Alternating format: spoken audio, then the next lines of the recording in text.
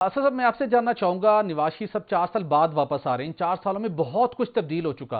तो क्या आप समझते हैं कि जिन चैलेंजेस का नवाज शरीफ साहब को सामना होगा, जो माजी का उनका ट्रैक रिकॉर्ड रहा है, जिस तरीके की वो अचानक मज़ाहमती सियासत पर उतर आते हैं, तो क्या आने वाले दिनों में माजी की रविश के बरक्स उनकी सियासत में भी आपको तब्दीली दिखाई देगी?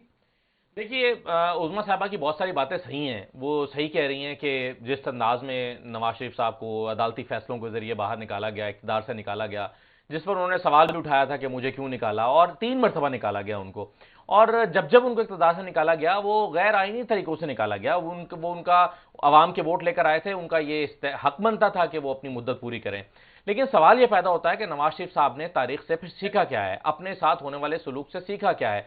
और जब वो सिविलियन सुपरमेसी की बात करते हैं और वो अवामी हकमियत की बात करते हैं, वोट को इज्जत दो की बात करते हैं, तो फिर वो अपने उस मौक़िफ़ पर कायम क्यों नहीं रहे जिनके वो गुजरांवाला के जलसों में नाम लेकर तनकीद करते रहे, उनकी वो एक्सटेंशन पर वोट देते रहे। उसके बाद उनसे जाकर रिक्वेस्ट करते रहे कि आप हमें लेकर आएं और इनको इक़्तिदार से निकालें, और फिर उन्हीं लोगों के साथ मिलकर एक और हुकूमत को, जो उनके बाद आई थी पाकिस्तान तहरीक इंसाफ की हुकूमत, उसको इक़्तिदार से निकालने के लिए एक मंसूबा भी तैयार किया और उस मंसूबे का हिस्सा भी बने और उसके बेनिफिशरी भी बने और इक़्तिदार ले भी लिया।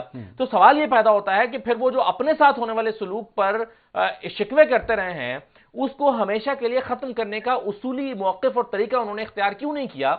और वो कहते हैं उस वक्त के, देखिए जो मेरे साथ होता रहा है, आज उसको हमेशा के लिए खत्म करने का तरीका यह है कि मैं 5 साल इंतजार करूं और अवाम के वोट लेकर आऊं, और वो आ जाते हैं। अगर ये मुद्दत पूरी होती तो आज जिन चैलेंजेस का सामना उनको करना पड़ रहा है, ये 16 माह की हुकूमत लेकर उनको ना करना पड़ रहा होता।